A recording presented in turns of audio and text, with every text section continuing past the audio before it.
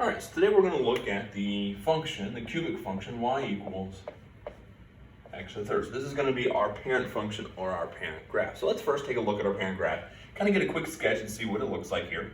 Okay, we'll plot a few points, kind of see what that may look like, and kind of go from there. Okay, so our origin here, or our initial point, is when x is 0. And so when x is 0, 0 to the third is still just 0. So we have our initial point here. So we're going to kind of plot a few points, just a couple points, nothing too crazy here. So if I put 1 in for x, well, 1 to the third is just 1. Okay. Well, I want to do both sides of my, my vertex here. We're going with vertex. So we plug in -1. So -1 to the third does end up being -1 as well. Okay. And let's put in one more for good measure. So we put 2 in. Well, 2 to the third is going to be 8. So 3, 4, 5, 6, 7, 8. So we have 8 here. And -2, and so then we end up with 1, 2, let's see, 3, 4, 5, 6, 7, 8. -2 to the third is -8. So your function should, your graph, something along, oops, I kind of missed that point there. There we go, it's better. Okay. Something along the lines of this. This is going to be your parent graph. Okay, and so as we did with the square root function, with the quadratic function, and with the absolute value function, our point that we're going to be initially shifting or moving, what I'd call our vertex, is going to be our center point here when we have 0, 0. Okay, so if we talk about our domain and range on this real quick. Okay, so as we're doing this, I can put in more and more x values, okay? No matter what x value I pick, I can always substitute it into this.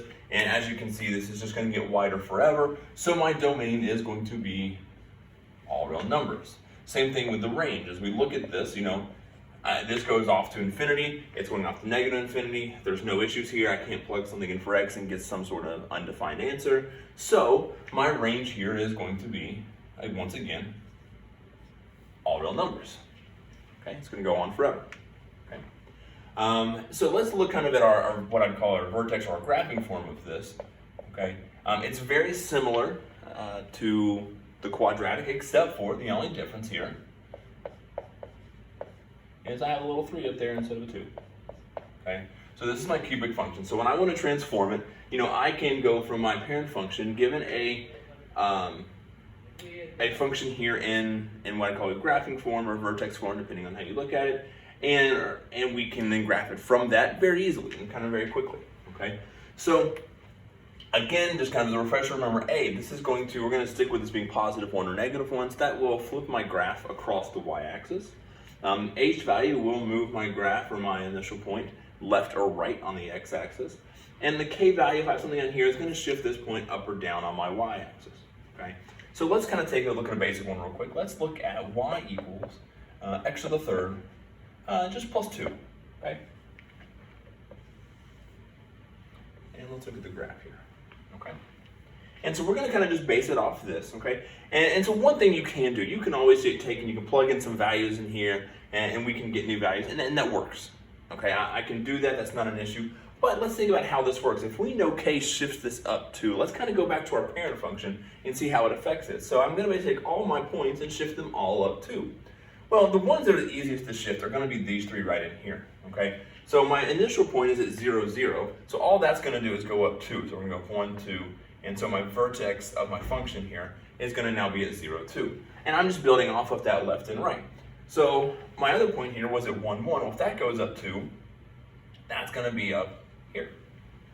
Same thing down here, the point that was at -1, -1 also goes up 2, and we're here, okay? Sometimes depending on your paper or depending on the assignment you have, you may not have a lot of room for some of these other points because x to the third does grow really fast. Like for example, if I had, if I did want to plot when x was 3, I would end up with 27. 3 to the third is going to be 27, and so we're going to grow, exponentially very quickly, and you're going to run out of room. Okay, so depending on some of these values here, you might not have room on your graph. Just kind of, for example, we're starting to run out of a little bit of space for when we get up to the top, but this one down here I can fit, no problem. Again, this was at -8, so if I'm going up 2 units, 1, 2, 3, 4, 5, 6, instead of being at -8, we go up 2, and we're here at -2, -6. And so my graph would look something along the lines of this. Something the best graph, but you get the idea here. Okay. And so again, this point here, this is going to be somewhere up along, at when x is, or y will be 10 when x is 2. But again, depending on space, you may not get all this plotted. Okay. But we can see, especially these 3 points here, kind of how it's all shifted up. My function stays the same. It looks the same. We haven't done anything with it. It's just shifted up. Okay. Same principle as before. So let's look at an x value or an x-axis shift. So y equals x, we'll say minus 3 cubed. Okay. So again, we're thinking back to that parent function and kind of what that looks like. Okay. So if you recall from just a minute ago, I had my origin at 0, 0. So that's the point I'm initially moving and everything follows with it. So if my origin was at 0, 0, my vertex, now it's going to shift, I've got minus 3 here. Okay, so remember the inside, what we say sometimes, the inside lies. If it's inside the parentheses, it's opposite what we think, okay? Since this is negative 3, we would think, oh, left 3 units, but really it's the opposite. So since it's on my x-axis, instead of left 3 units, my vertex is going to shift right 3 units, okay? And everything else, again, follows suit. So my point that was at 1, 1, now it also shifts right 3 units. Same thing, the one was at negative 1, it shifts right 3 units. Okay. I can go here. Now I can put my other ones in here, 2, 3, 4, 5, 6, 7, 8, because it's not going up or down. And same thing here, 1, 2, 3, 4, 5, 6, 7, 8. And this came over 3 as well. And we have our function. It should look like this. Okay. Again, all we've done, we've taken that same graph, it was here, and we've now shifted it right 3 units. Okay. All right, let's take a look real quick what happens, what it looks like when we flip our graph. I'm going to go ahead and erase this real quick. So just something real simple, say y equals negative x to the third. Okay. And just for reference, I'm going to sketch, let's see, our parent function here real quick. Again, just so we can kind of see it and get a reference of what this is going to look like.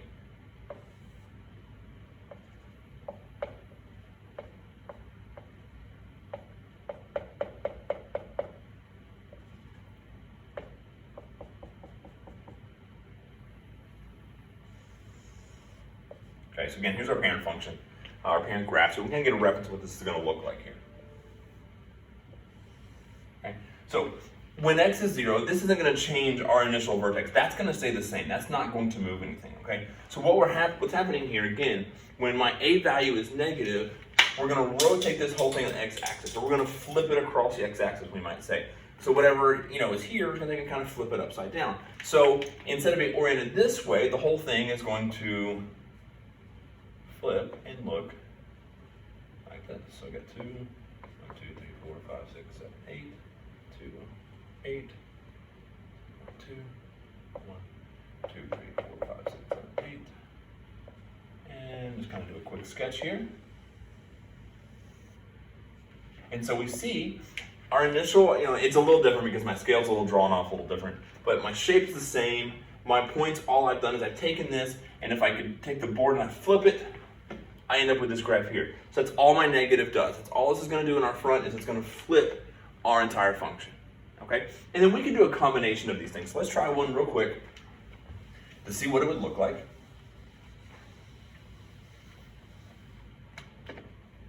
So let's say we have y equals x plus 2 to the third minus 4. Okay. So one thing that's handy to do is talk about, okay, how is this going to shift? Okay. So if my parent function is x to the third, what is happening here? So first of all, we need to know, is this going to flip? No, it's not going to flip. It's going to stay the way we initially know because there's no negative here. Well, this plus 2, what's that plus 2 going to do? Okay. Well, this plus 2, remember, inside lies, so we're going to shift left 2 units. Okay. And then this negative 4, we're going to now shift down 4 units. So when I go to graph this, I'm going to look here at what my parent function would be. Okay. And I'm going to think about that vertex point that starts right there at origin. And that's what we're going to kind of initially shift, okay? So I need to go left 2 units. 1, 2. I also need to go down 4. So then 1, 2, 3, 4. So now my vertex here is at -2, -4. And everything else kind of follows suit. So remember, our other point was just going to be over 1, up 1. And then also over 1, down 1. Now, with this one here, we're already down 4. To go 8 more, we're at -12. We don't have to worry as much about plotting this one. We could plot our other point, going over 1 more from here and up 8 from it. So 1, 2, 3, 4, 5, 6, 7, 8. So we could get that point in there pretty easily. Hold on, I messed that graph up.